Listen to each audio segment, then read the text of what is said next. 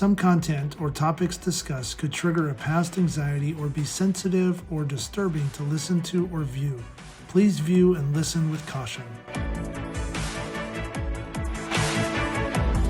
Hi, my name is Todd Bly-Levin. I'm one of the hosts of the Walking Tall podcast, and it's our mission to help all people that are down and depressed or dealing with some sort of trauma or mental health issue to learn how to stand back up and walk tall again in their lives.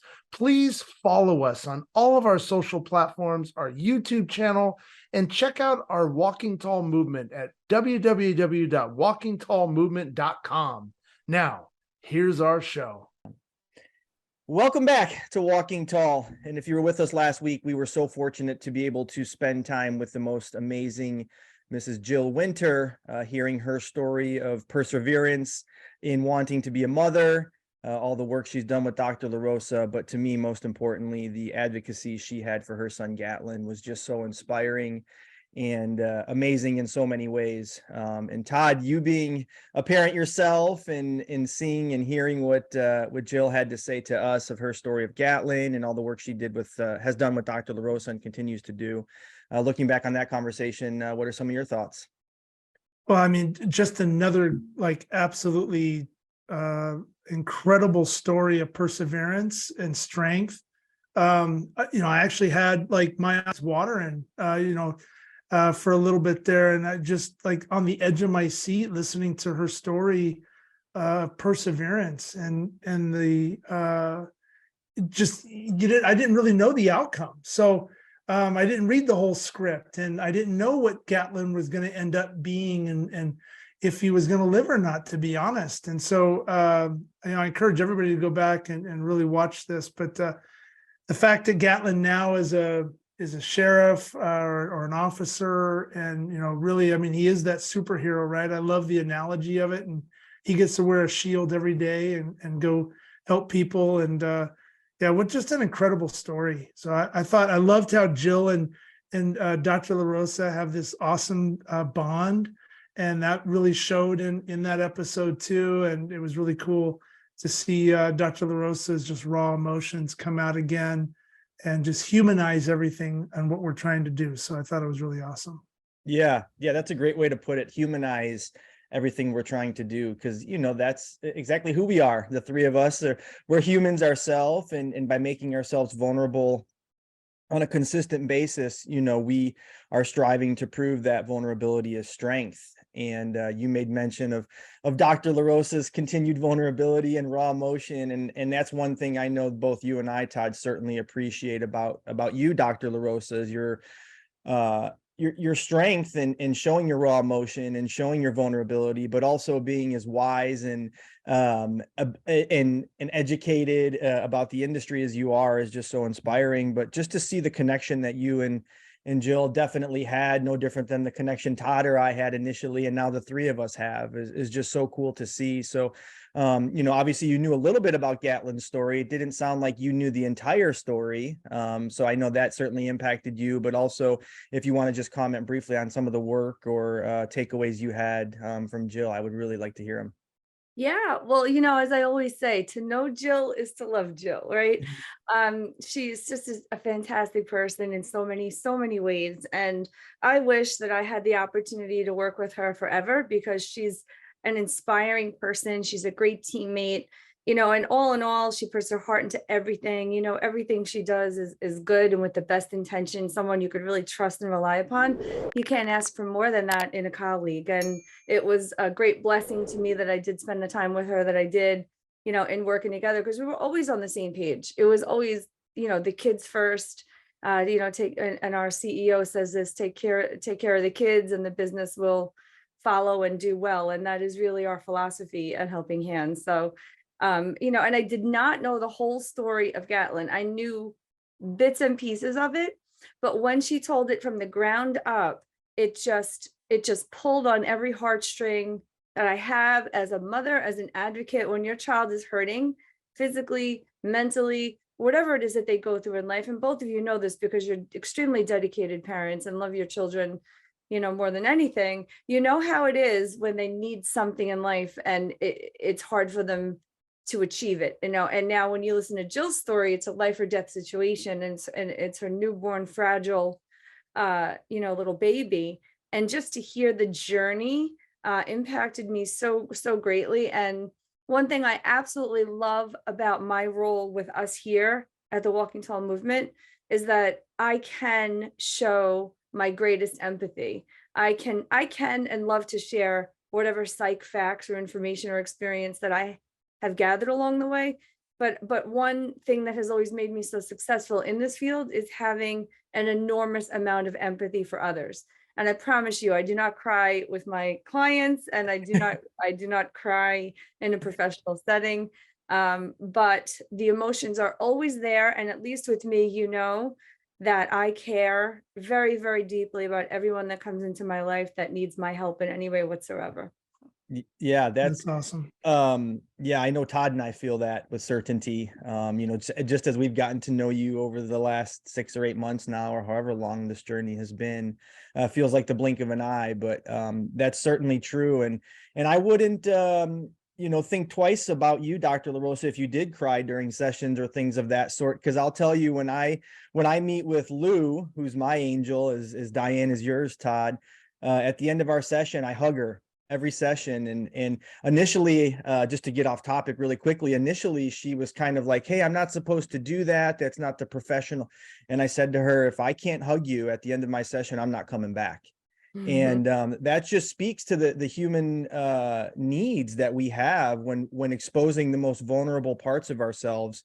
We need that connection. And so maybe we'll have a different conversation about that at another time. But I just wanted to say that it would be okay if you did, because we all are human. But really briefly, you know, getting to know Jill as I have, and just hearing her extreme passion and desires to be a mother was just so inspiring. And like, you know, the three of us, as you said, Vanetta, our parents, it just inspires me to be the best father I can be, to know that people in this world, and Jill no different, have struggled so greatly to become a parent, whereas, you know, maybe to the three of us, and I know for me personally, it came pretty easily, right? Like there wasn't much of a struggle. And so to hear that great desire and willingness to do whatever it took to save Gatlin and put him in the best position to succeed, while also being empathetic for the others in the same circumstance, was just so amazing to hear, because I can't imagine the juxtaposition of like the emotions that one's feeling in that moment of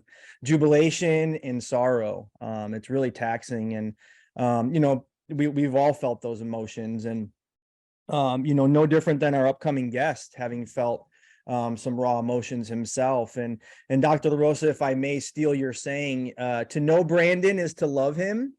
And you know, I've had the fortunate opportunity of knowing Brandon Cotie since I was 14. So going on 27 years now. I've loved him a long time. And Brandon's been, Todd, you have your rocks, and I have my board of directors, as I call them. And Brandon is definitely a member of my board of directors. As I said, we first met in 8th grade. We were on the same travel baseball. And yeah, no different than baseball bringing the three of us together. Baseball brought Brandon and I together in 8th grade. And in a roundabout way, once again, baseball will bring the four of us together here shortly. But as I said, you know, we were on the same travel baseball team. And in 1998, we were preparing to play in a 4th of July tournament in St. Louis. And Brandon's dad was the head coach of the team, and my dad was an assistant, to show how close we were.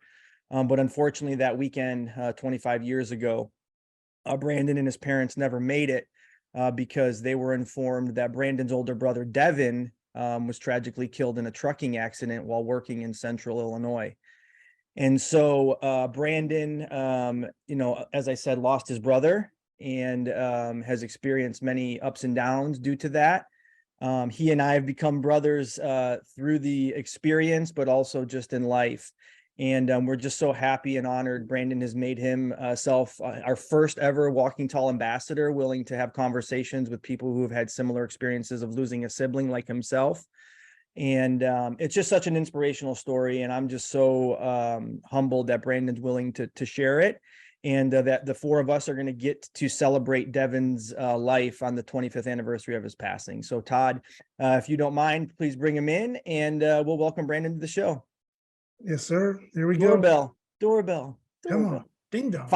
If I call him Rocky, you have to call me out. I'll tell that story maybe. right. He'll get a kick out of it. Come on, doorbell. There he is. Brandon, well, thank you for joining us today. You'll have to wait till the show airs to hear my not so eloquent job of introducing you to our listeners and to Dr. LaRosa. And obviously you've known Todd, but as I said, you've been a longtime friend, and I've known and loved you a long time, and you've been a member of my board of directors and a sounding board in many instances. But I'm just excited for folks to get to know you and how you grew up and your relationship with Devon and all how that transpired. So please, if you don't mind, introduce yourself and tell us a little bit about your story. Yeah, first and foremost, thanks for having me on. I've been listening to all the episodes, so you guys are doing awesome things, and I'm just excited to be here. A little bit about myself. I grew up in West Chicago. My parents still live there in the same house to this day. So my brother was about 3 years older than me, and just normal life growing up. All the standard stuff, running around outside, playing baseball, football, drinking from a water hose, all the things we did back in the day. All the good memories of Christmases and Thanksgivings and birthdays. And then growing up though, as brothers, we always fought. I was big into sports, and I was probably a little bit better of an athlete than Devon was. But he excelled at other things that I wasn't quite as good at. So we were always fighting. He was always complaining that I was getting away with stuff and he was the guinea pig. He got in trouble and I got away with murder and so on and so on. But there was a point when probably, I don't know, it's probably 14 or 15. So he would have been, probably senior year of high school. It was kind of that turning point where something just clicked. And he was my brother. We didn't fight anymore. God, it's gonna make me cry. He picked me up. He had a car, so I thought that was the coolest thing. He couldn't drive. I couldn't drive. He could. He'd pick me up once in a while. He'd take me to his older friends' houses, and we'd, listen to music. And so there was just a point there where we kind of clicked. And he graduated high school, went off and ended up doing boot camp. He went to the National Guard. He was in the reserves. And Chris, I think you remember writing a letter to him when he was away at boot camp? Of course I do. Yeah. Yeah. So, kind of lost track with him there for a little bit, but he came back, still tight, and then he ended up moving down to, he was living with his girlfriend in Champaign, going to school down there and working. And, so when I was 16, he would have been 19. So that's when we were going to a baseball tournament. I think we were playing in the St. Louis baseball tournament. And I remember getting the call. We were on the road, back when cell phones weren't that normal, but we had one. It might have been in a big bag or something with a huge antenna. A brick phone. But for whatever reason, we had a cell phone, and we got that dreaded call that Devon was in an accident, and that changed the history of our family from there. Yeah. And Brandon, you mentioned that letter I wrote Devon, and of course I remember it. The one thing I say in many times throughout my life is that I wasn't blessed with an actual blood brother. And so I've been fortunate throughout my life to have some really great brothers in my life, like yourself and you, Todd, also. But when you have somebody who's older than you, because you and I were so close, and I knew the relationship you had with Devon, I also looked up to him, right? He, in a way, was my big brother in many ways, because he rubbed off on the two of us. I remember sneaking into his bedroom and looking at his music posters, right? He had Pink Floyd The Wall, or I think he had some Zeppelin stuff or whatever. And it was just like, man, that's so cool. And that's how we started to have our love of music, and, you want to talk just a little bit about some of the things that, you learned from him. You talked about some of the things he was good at that you're not. I think you're good at everything. But talk to us a little bit about his personality, some of the things he was good at, some of the things he liked. Tell us who he was. Yeah, so Devin loved music too. I mean, that's where I got my love of music. He got me into Led Zeppelin, The Doors, Jimi Hendrix, Metallica. I mean, the list goes on and on. I remember ordering the CDs back in the day, the 12 for one, Yeah, BMG where or Columbia House. I think I signed up my dog too, hopefully that doesn't come back to bite me. So no, I got my love of music from him. Legos, he had that kind of engineering mind that my dad had. He was really smart there. So I just remember growing up, he could build anything with Legos, and so that's where I learned how to build Legos. And now my kids build Legos, and we have the same Legos still in our house to this day, with the brochures that are from like 1980. And now my two kids build those same Legos, so it's kind of cool. So those are some of the big things for my brother. Was just he always had some cool friends, the music, just his mindset was just different. I was always so focused on sports, and I would get so nervous, and I'd have anxiety building up before a baseball game or wrestling match. And I don't know if he ever had that, but it just seemed like he was always cool, calm, and collective. And so those are the things that I definitely remember about him and I miss about him.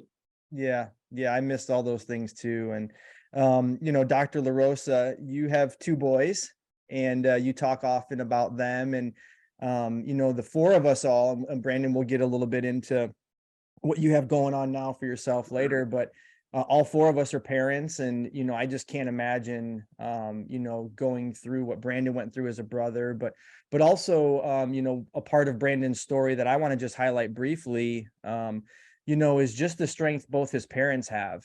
And growing up, I would call him Ma and Lump. We'll get into that another time, but Jane and Gary, I love them very much as well, and they've really been just such an inspiring couple, because we know the stats of families breaking up and divorce rates after losing a child. But hearing a little bit about Brandon's relationship with Devin and how all this kind of went about, how are you feeling right now, and what are some of your thoughts? Well, as you can imagine, my heart is positively full. And when you had that natural reaction at that moment where you remembered your brother, and you said you felt like you were going to cry, that's again, I've talked about how the brain works and how our long-term memory is this massive, vast warehouse of unlimited potential, and memories are there, and they come to the surface at the most unusual times. There could be times where something around you just reminds you of him so innocently and so far removed from what you would think would remind you of him, that could spark those very emotions. But today we're here talking very directly about you losing your brother, and obviously that must not be easy for you. So we thank you so much for being here and sharing that, first and foremost. And it's a good thing too. We want to get to know him, we want to celebrate him, and obviously Chris has a lot of love for you, and we want to love Devin today as well. And you do already, Chris, you know who he was, but thank you for bringing him to our lives as well and telling us about him today. And the relationship that you had with your brother is very similar to the relationship that my two boys have. They're 3 years apart, and they have a combination of all the types of skills that you just mentioned. And they have fought to the death their whole lives, but they love each other to death, and they're best friends, and they look for each other, first when things go right, when things go wrong. And as my older guy, he's 16 now. He's 16, Anthony's 13. As they are getting a little bit older, you do start to see exactly the transformation that you described you went through with your brother. So, being a mom of these two, I have just a huge amount of empathy for your parents and for you as a brother, for what you went through. So I'm very, very sorry, that your family lost Devin. Yeah. And I'll say, Brandon and I talk what did Julie say? Your wife says we talk more than you talk to her, and I talk more than mine, honestly. And it's like one of the first. God. When my phone rings, Julie's like, "Is that Chris?" And I'm like, "Yeah." She goes, "All right, I'll talk to you in like an hour and a half." But what I want to say is while we are certainly celebrating Devon, and it coming on the 25th anniversary of his passing, and really sitting here and admiring your strength, Brandon, I want to say to listeners and to everybody for that matter, like, this is not just a one-time thing. We talk about Devon quite often, and in our conversations, we bring him up. Brandon tells me old stories. I reminisce about things that I recall, and so I want to just encourage anybody who's lost somebody. Their memory should be a blessing, and keeping them present in your everyday lives, like Brandon, you do with Devon, is so inspiring and so great to see. And so I want to just highlight that as well. But Todd, you've gotten to know Brandon over the last couple months, and I mentioned him being our first ambassador, and he's been with us every step of the way, which we'll talk about a little bit later. But hearing his relationship with Devon and getting to know him, what are some of your thoughts as you sit back and listen? Yeah, I mean, first, like Dr. LaRosa said, thank you for being vulnerable and sharing the story. But honestly, as you were telling that as well, I think about my kids and the way Gracie and Dylan kind of were that spark. Me and my sister, we were that same way until we got to about that same age. So you started talking about it, and I'm feeling those goosebumps, come up on my skin. Like, man, it's just that love part. But the way you articulated it was really, really cool. And to be honest, I mean, we've spoken a few times, but you literally, how you described your brother, painted a picture of yourself. I mean, you're exactly like him. And as far as I'm looking at you and just knowing you a little bit and the way you are, and I know you've got such a great relationship with your son too. And the music part of it was the connection. And I know you've shared a couple stories. I hope you talk about that today. But yeah, I can't imagine losing a sibling. Obviously, you lose people in your life. Me being probably close to baseball and growing up, calling people my brothers or my uncles, and those people, being gone now, you feel that loss. But like you said, Chris, I mean, you tell the stories, you keep them alive. So yeah, but thank you, Brandon, for sharing this. This is really awesome. Yeah, and just go ahead, Brandon. I was going to say, side note before I forget, because I get so many things I could probably talk about. One of the interesting things, like right after he passed, I think it was a neighbor. Somebody had mentioned that they had a flat tire and Devon pulled over. He's like, he always wanted to try to help people. And I mean, we didn't even get into, I don't know, Chris, so we're going to get into like the actual accident, or? Yeah, that's what I was going to. So what I was going to Okay. say to you, Brandon, we didn't really get into his heroism.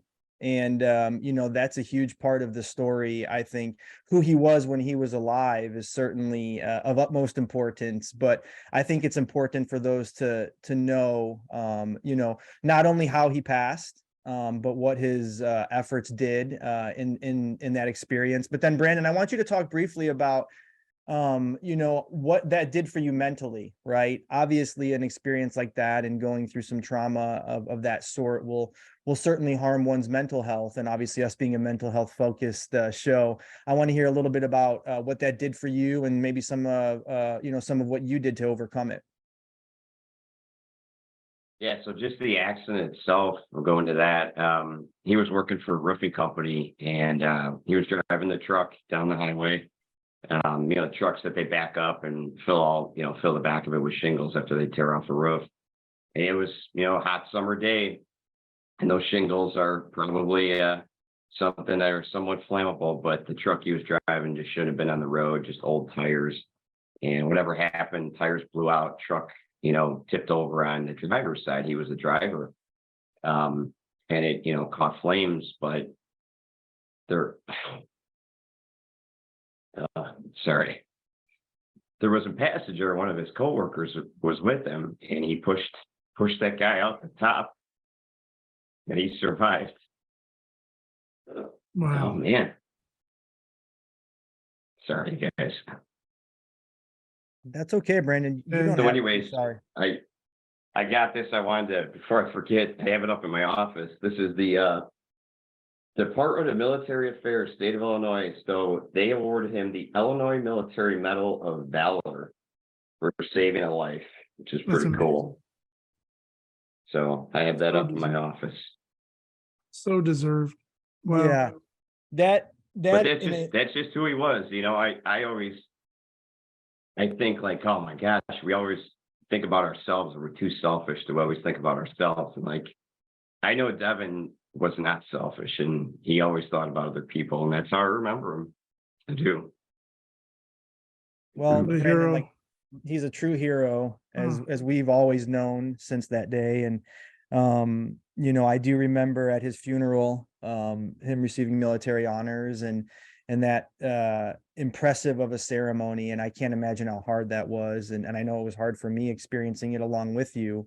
But you know, also your raw emotion today shows your vulnerability, but also that, you know, mentally you're going through things still to this day, even though it is 25 years after his passing. So if you don't mind, just talk a little bit about, you know, mentally what you go through, you know, aside from the raw emotions. Yeah, I mean, that was a tough time. I was 16, you know, you're in high school, you're going through so many things, just friendships and groups of friends and getting into trouble, not getting into trouble, going through all the mental and physical changes that you go through at that time. And leading up to that, I probably already had a high level of anxiety. You know, I don't know, that was just probably the way I was wired. As a kid, I can just remember just always worrying about everything. God, I got to get an A or an B minus, you know, on this test, or it's not going to be good. And I started wrestling in 5th grade. So, you know, right off the bat, it was working out, you know, lifting weights, training, eating well. And eventually I developed kind of an eating disorder. And, you know, my parents took me to therapy for it.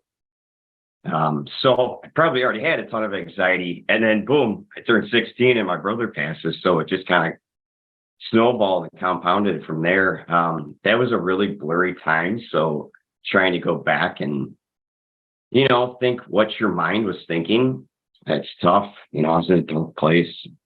I was probably kind of veering off the track of where I wanted to be in life. You know, I played baseball, I wrestled, always got good grades, and then just kind of stopped caring about anything at that point. So that was a tough point. That was when you feel like you kind of hit rock bottom. I think that was it for me, at least. Yeah. And I will say, you know, from where I sat, you know, I would have never, you know, I was always admiring your strength. I could have never imagined what you were going through and just the strength it takes to just, you know, get up in the morning, having experienced that is just, you know, in itself inspiring. But, you know, Dr. LaRosa, you know, what would one expect in losing a sibling like that or having a traumatic experience at such a young age? You've informed us and educated me and Todd many times. The brain's not fully developed till 33. Brandon mentioned going through puberty, all these life experiences, and then you have an experience like this, you know. So what before we talk, Brandon, a little bit about how you manage this and some of your passions, let's talk a little bit about what one could expect. So Dr. LaRosa, what about Brandon is making sense, and what could one expect going through something like that?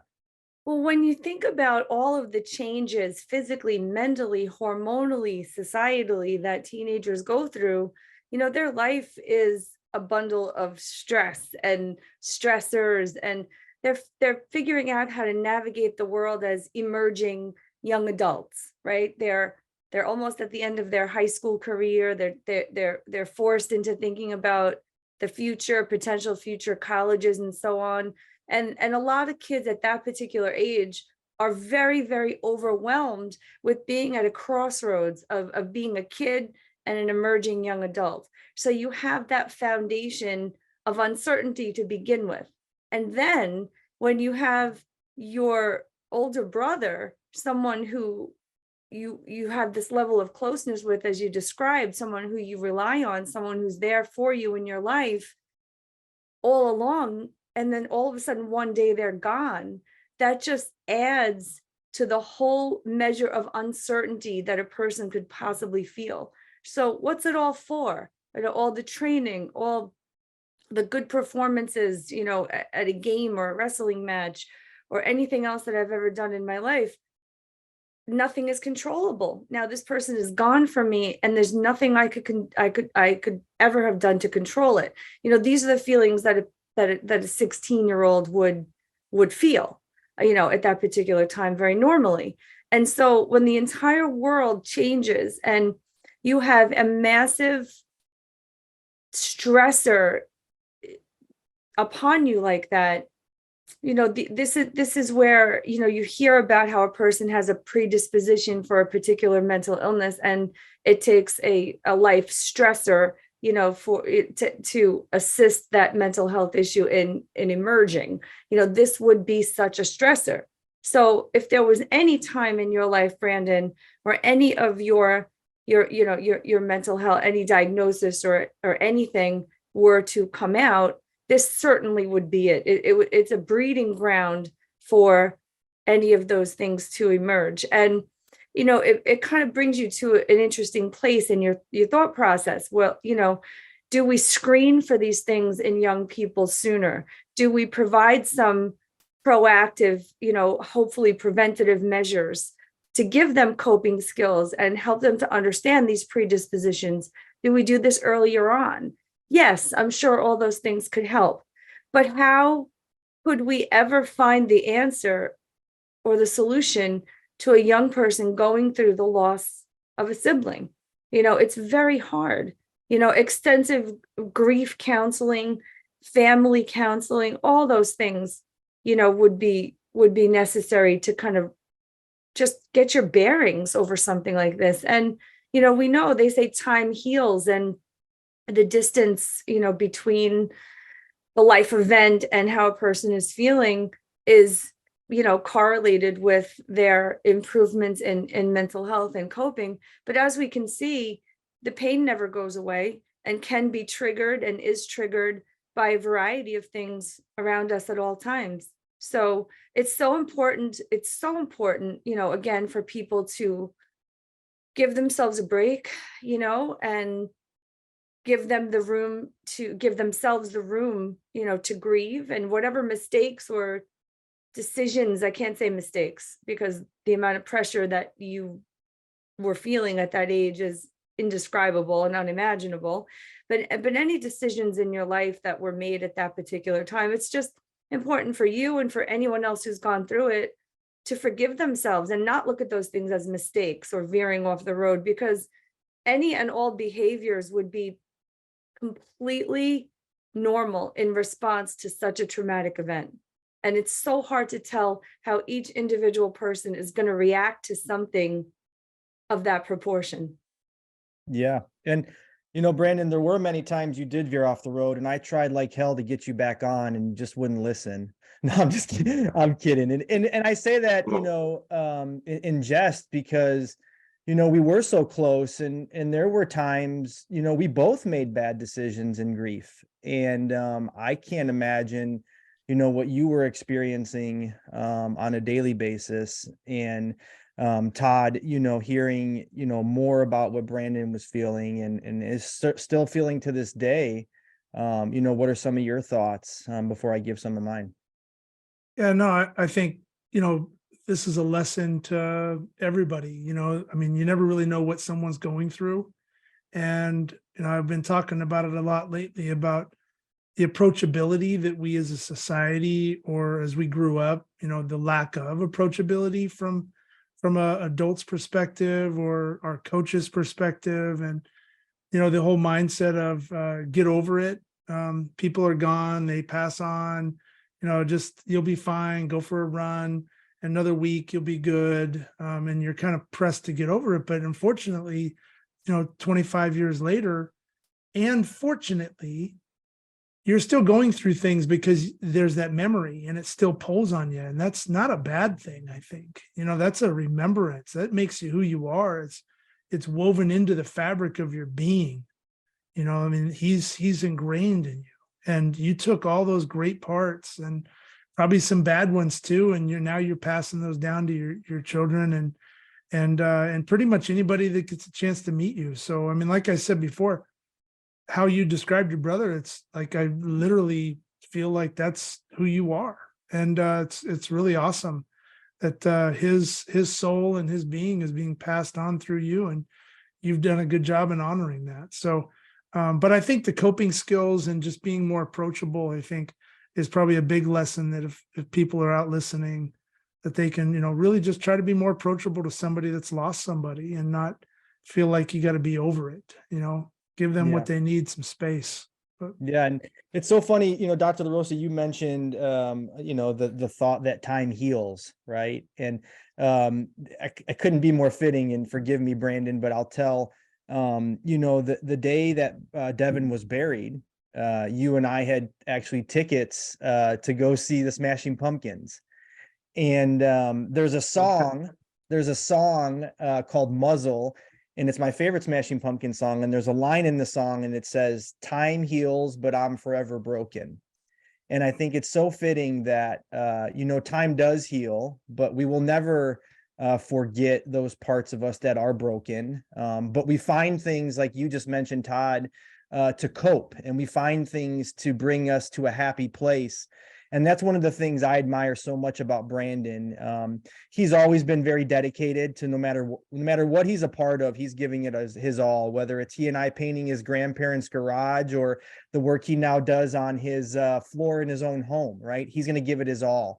And he's found ways to keep himself mentally healthy that are so admirable to me, because Dr. LaRosa, what you've said is these life experiences, traumatic events, bring on other mental health issues. And I'll tell you, currently, I'm experiencing some of that right now, right? Having gone through what I went through only, 10 months ago, Brandon has been there, as of you, Todd, every step of the way with me. And you just see the transition, and now the anxiety for me building, and now the anger and all these emotions. But Brandon has been so amazing. He's so healthy. He works out, he eats well, he does all these things, but he also has passion for music, and he plays the drums. And I won't let the cat out of the bag about your tattoos and all those things, Brandon, but talk about some of the ways that you cope dealing with some of these stressors, and what are some passions you have right now? Yeah, time does definitely help heal things. That's the one piece of advice I usually give to, unfortunately, I've had a lot of people in my lives that have passed. So you're talking to the people, the survivors, and that's the one thing I can usually say, other than I'm sorry, and time does heal. That first couple of years after he passed, I remember I kind of felt like I was just flying, or just floating, kind of like the movie where the character died, but they didn't realize they were dead. That's how I kind of felt, like I was just kind of going through the motions in life, and it was just really strange. But all these years later, I think I found that the mind is an interesting place, good and bad. And my son's kind of going through some anxiety stuff right now, so I've been working with him on staying positive and letting that negative voice in our mind talk us into bad things, and staying positive. So for me, it's staying busy. I like working out. I work out 4 or 5 times a week. I love fishing. There's something about fishing. Chris, I'm going to get you there someday. I see the big muskie behind your head. I see that big muskie behind your head.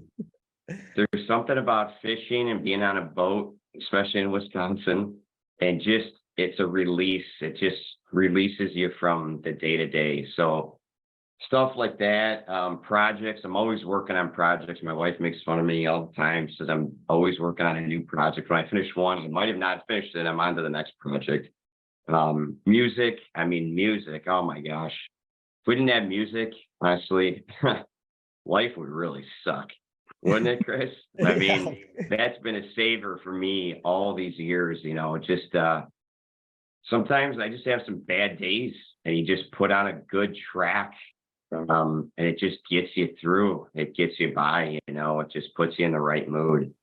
And tattoos, I started my first tattoo when I was 17.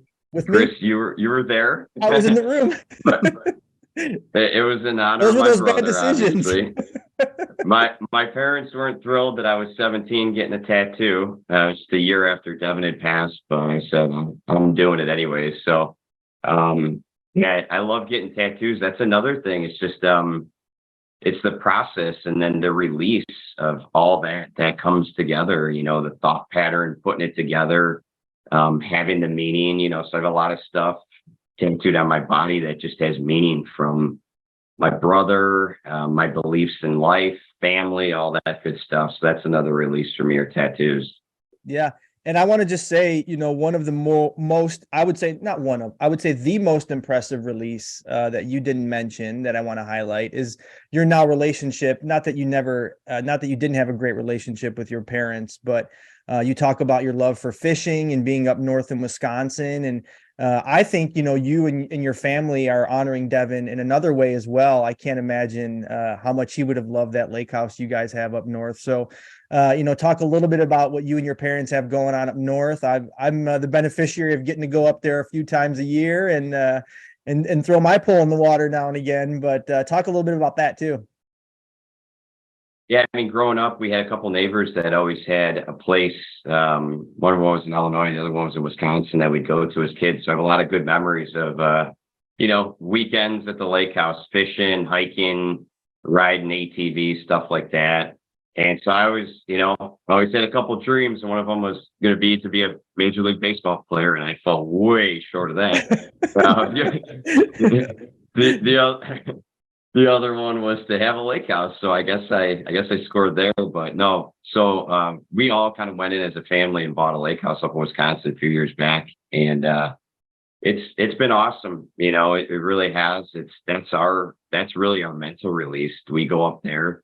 Something about you get up there and I don't want to say your problems go away, because they don't, but you got to find things in life that make you happy, that you can go to your happy place, right? As corny as that sounds. And for us, that's that place. And for my parents, it's awesome. I mean, my parents are in their early 70s now, and they're active, they're fishing, they're kayaking, we go out in the boat. It's just been a real cool thing to do as a family together and kind of honor Devon. So last weekend we actually put up a flagpole in the front yard. I was just thinking, I'm like, man, it'd be cool if Devon was here. Yeah, he would have loved cracking a beer. Yeah, he sure would have. And it's probably more than one beer. A few. It would have been a all had few, more than one. but it would have been a holiday or whatever. So, and it would have been appropriate. But Dr. LaRosa, you've mentioned many times, your husband and his affection for music and playing the classical guitar, and some outlets that other guests have had. Talk a little bit about hearing Brandon's outlets. I know tattoos may not be your thing or whatever, but what are some outlets that Brandon has or others have that really help with some of these mental releases that we all need? It's such an individual question. I will get more into the music side of things. Absolutely. I think we should have another show specifically about this topic, since it's come up so much. But Brandon, I just want to circle back for a quick second. As you talked about a couple of years, post-trauma, you talked about sort of floating through life. And what you described there is a dissociation. When people are truly overwhelmed by something, grief or some traumatic event, we tend to dissociate. We live every day. We just live, but that we're existing, that's kind of all that's happening. And as a 16-year-old without the coping skills to deal with something that was much bigger than the skills that you had, any 16-year-old would have developed at that time, that's probably indicative of what a lot of people would experience and would go through. So thank you for describing that in your own personal terms, to let others know this is part of the process. It definitely, it's not living to its fullest. It's just surviving.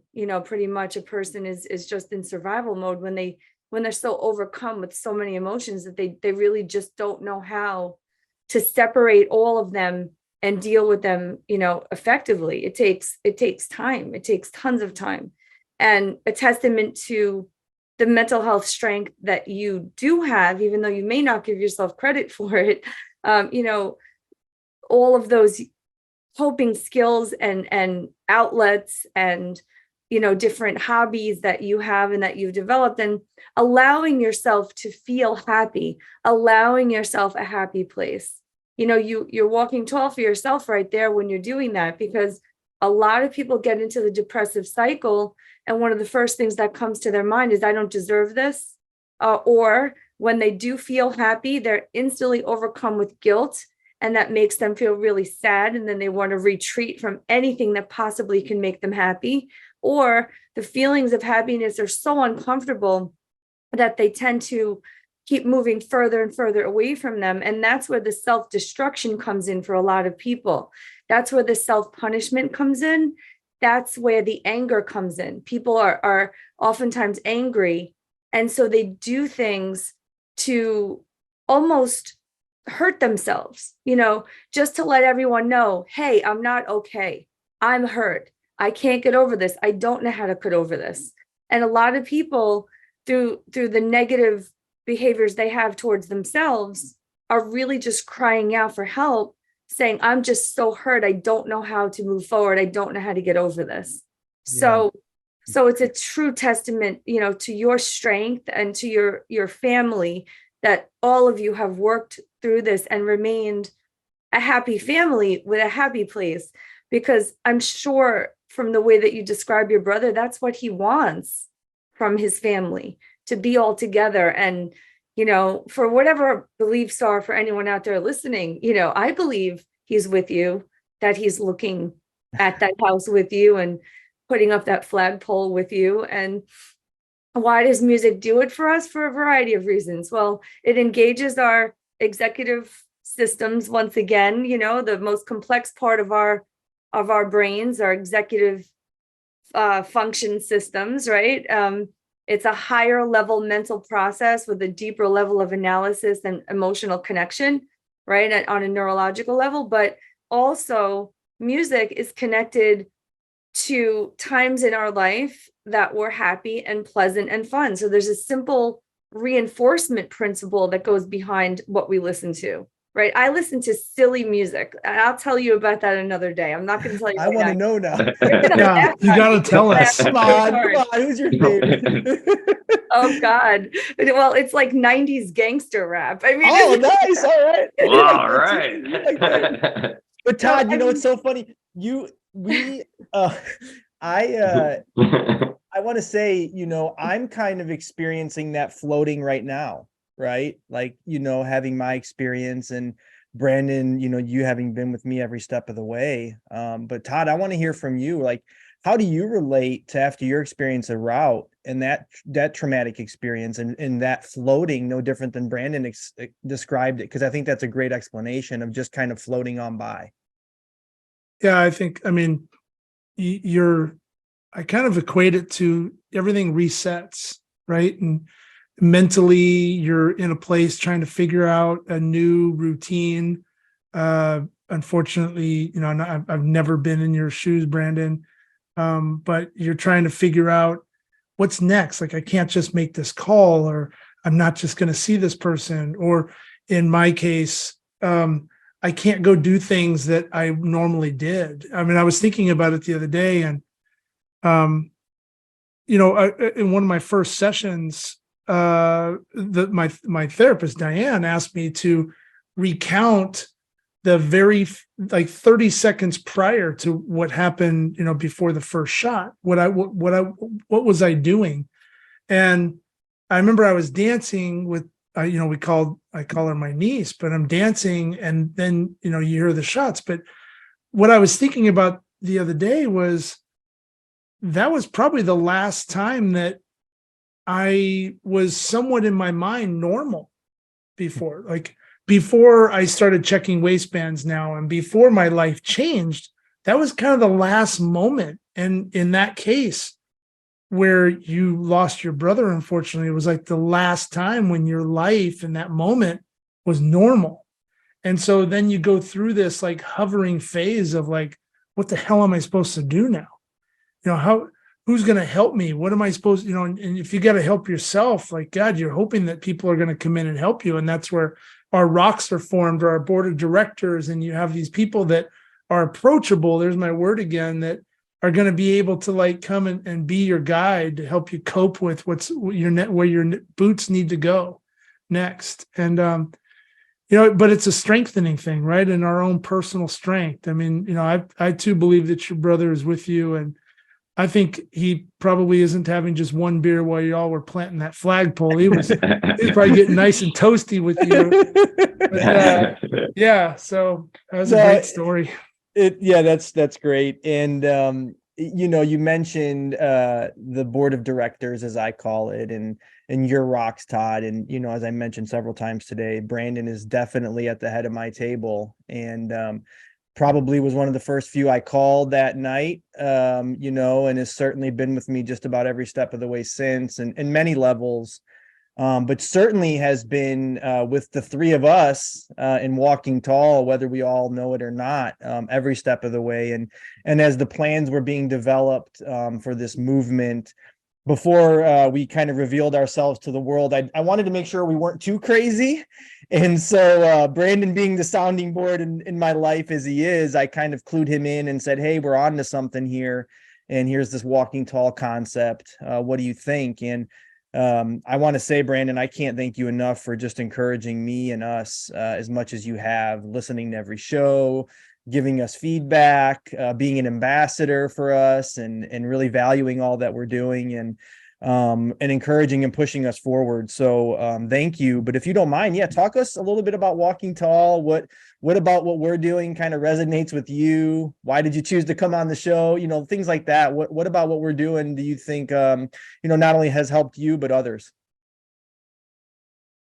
I mean, just in general, it's been awesome. It's cool to hear. I always wanted to make a documentary someday. I wanted to make a movie, but then I wanted to make a documentary, and I just like hearing stories. I like hearing people's stories. I like to get to know people, but when somebody has a really interesting story, that kind of touches home, that's awesome. So bringing that to light, you guys are having people tell these stories, and we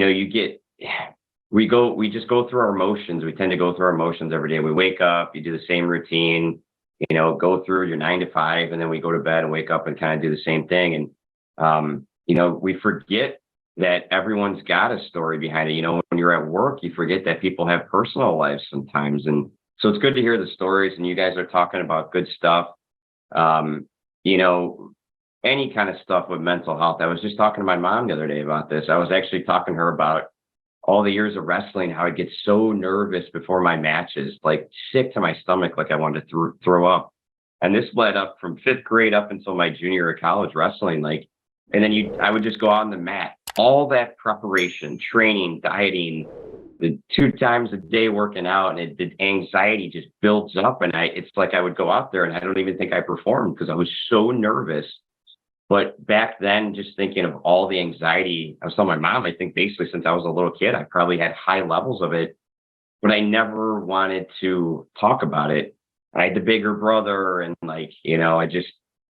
you felt like you don't want to be I don't know what the term is. You don't want to be a sissy and talk about, hey, I don't feel right today or something like that. I just think this is great that you guys are doing this whole movement, because it is okay to talk about this kind of stuff. If you got some issues, you got to talk about it. And it's good to have a sounding board and a panel and people to talk about it. Hopefully now more people want to talk about their stuff. If it helps one person, then you made a difference. And I know you guys have already helped more than one person. So I just think it's awesome what you guys are doing. I'm just proud to be a part of it.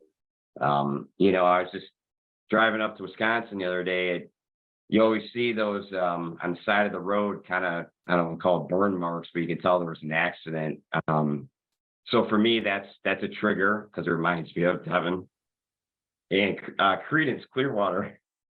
Whenever that comes on, that's another kicker. So we have these triggers, and Todd, you kind of mentioned once that event happened to you, it changed the course of your life, right? Just like when Devon died, it changed the course of my family's life.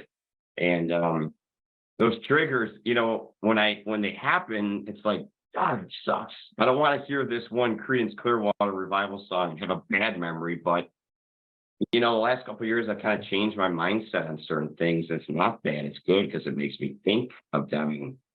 positive way, not a negative way. So I'll never forget about him. So everything you guys are doing, I think it's awesome. Just keep it going. You got such good traction. It's just so cool. Well, thank you. Oh, And that's awesome. yeah, that means a lot. in Sorry, I many might have ways. gone on a tangent there. I No. had so many things and thoughts. No, Speak it. there's not We enough, wanna hear there's 'em not enough all. We wanna hear minutes. 'em all. Yeah. Well, before we start to sign off, Brandon, just tell us quickly, like what it is that you're doing professionally now. You know, where could people find you if they want to reach out to you to have a conversation, maybe of a lost sibling? You know, whatever it is, I know you're here to help as well. So, you know, briefly, real quick, what are you doing and how can people find you? Yeah, so I've been in banking and lending for 15 plus years. I actually just recently went back. I took a job. I was offered a job back at my old bank that I used to work at for almost 10 years. So I've been back there going on 2 months now. So I do, you know, mortgage lending, and then I do a lot of real estate investing as well. And we got a few other projects that we're working on. So I've always got my hands mixed into something, busy. And so, like I said, for me, I just have to stay busy. I just can't sit. If I sit, I start to think too much. And I'm sure there are others out there that have the same way. You know, with mental health, it's so important just to keep your mind busy in a positive way. So yeah, I mean, feel free to reach out to me. Just call me or text me. My cell phone's the best way to get a hold of me. 630-696-2716. I mean, I'm an open book. Feel free to reach out. You know, my brother would always help somebody. So that's kind of how I try to operate in life, is try to help other people and just be kind to people. You know, everyone has crappy days. We all have them. There's no sense in being mean to people. Just try to be nice to people. That's kind of my thing. So Awesome. You live it. So Dr. LaRosa, you know, as we start to wrap up, what are some of your closing thoughts? Two things that I've been dying to say this whole time. I love your friendship. You guys are so lucky to have each other. I love the interaction. I love the bond that you have. You know, I lost my best friend a couple of years ago, unfortunately. I miss her terribly. And you know, you guys just savor every great thing that you have between you, because it's just awesome. And another thing is, you probably don't even know this, but Brandon, each time that you went onto that wrestling mat after all that anxiety, you were actually treating yourself, because every single time that you confront a situation that you're extremely anxious about, your performance is the least of on the scale of importance. Your performance, or whether you won or not, is actually the least important. The fact that you were able, after all that anxiety buildup, to go out on the mat in the first place and even compete, each and every time that you did that, you gave your brain a bank that kept a bank, no pun intended, considering you're good one. I I'm like not really it. very funny. So, but you give your brain a bank, and it just continues to build each and every time with those experiences. Each and every time you overcome your anxiety and you step foot on that mat, and you put yourself forth after feeling that way, it gives you more and more strength and ammunition to do it the next time. And then when life gets harder and things get greater and those anxieties build and the situations become more difficult, you have that bank and that network that you've built up for yourself. So that's a testament to not only you, but I'm sure your family, and the level of support that they gave you every step along the way as you were training and doing all these wonderful things as a child. Your family in general sounds like a really positive, wonderful group of people to be raised in. All of that contributed to your mental health.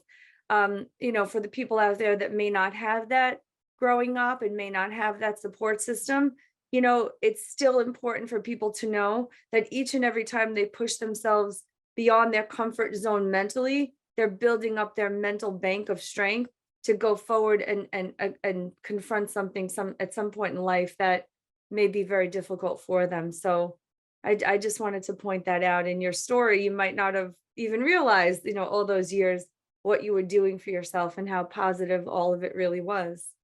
And that's why sports are so great for our youth and for kids who, my son also has anxiety and has really fought, his young life to overcome a lot of things. And, he pitched for a while. And sometimes when he had his worst mornings and he was the most anxious, the coach would say, as we literally walk on the field and we're 15 minutes late because he was anxious to even go in the first place and put up a fight to even go. Then we get there and the coach says, Anthony, you're pitching. And it's like, I'm thinking, oh, wow, we're going to have like a huge problem. And those were the days where he pulled himself together and he went out there and he did the best that he's ever done. So all those times that he proved to himself, I could put this anxiety in a place and I could control it and I can do this. Those are all the experiences that just constantly give him the strength to move forward when life is not going to be so kind and things are going to come his way that are difficult. So it's you highlighted so many things in telling your story. I'm going to run out of time if I continue to go on, but hopefully the importance of facing your anxiety in little bits and pieces as you can and as you're able to over the course of time, and understanding how that builds a person's strength and fortitude to be able to just keep going forward. Yeah. And you're exactly right. We talked. I was just gonna say real quick before I forget.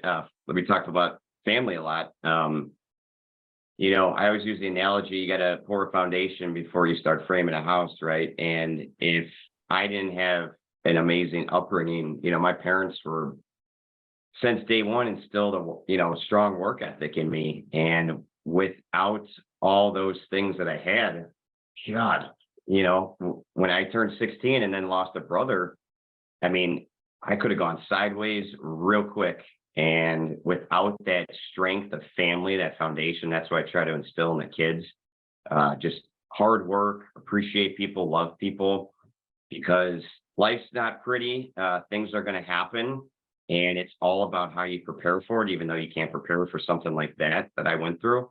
But having that family, that foundation there, at least allowed me to pivot and still go on in life and still enjoy life. So for everyone out there, it's family so important. Even if you don't have a strong family, friends, there's support systems out there. You just got to reach out and talk about it, and on top of that, I was so fortunate, not only my family, but I married into an awesome family. My wife's awesome. She's got an amazing family. Awesome mother-in-law, sister-in-law, brother-in-laws, like the whole family's cool. So just that support system for anyone out there that's got issues, whether it's 25 years ago or it just happened yesterday, just talk about it, reach out to people. When you sit in a dark corner, it doesn't help, to use that as an example, but I remember right after Devon died, that's how I felt on a daily basis. I felt like I was in a dark corner room in a basement and it sucked. So anyways, I don't know where I was going with that.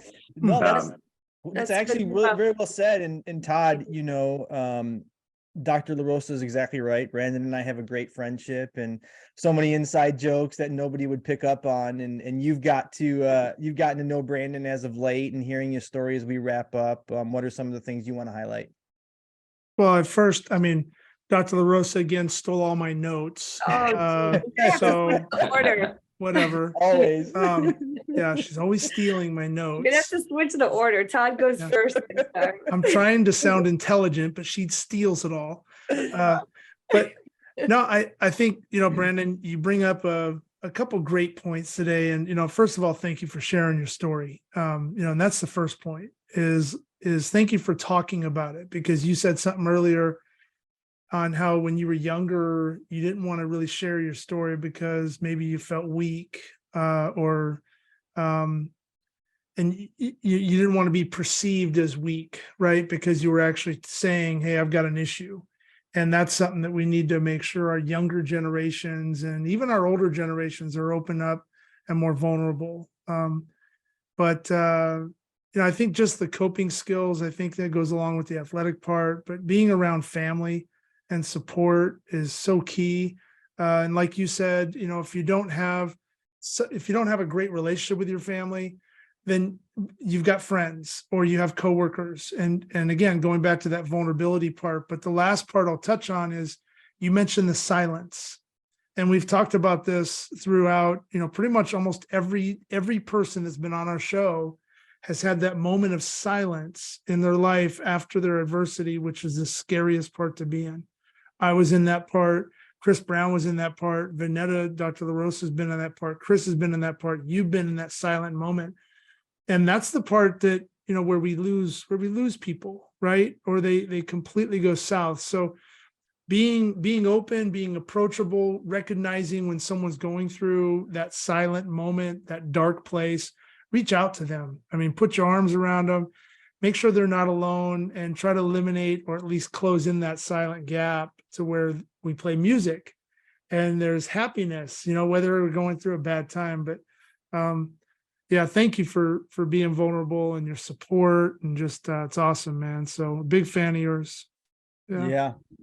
And thank you, Brandon, for coming on today, and thank you for all your support. Thank you for being a friend now for going on, I think, 27 years now, 28 years. So it's been a lifelong friendship. We're getting old. We're aging ourselves here. You are. I'm not. But yeah, it's been an honor, in many ways, to have you a part of my life, and to share our families together. And it was an honor to have Devon shared with me when he was alive. So thank you for that. But as we always sign off, we let our guest lead us in two little words. We kind of remind our listeners. So we let our guest do the honor. So Brandon, before we sign off, if you want to lead us in that, we'd be honored. Yep. Stay positive, guys, and walk tall. Walk tall, everybody. Walk tall. Have a great rest of your week. Walk tall, everybody. We'd like to thank our sponsor, The Balance Project. Check them out at www.thebalance-project.org. Thank you so much for being a proud supporter of the Walking Tall movement.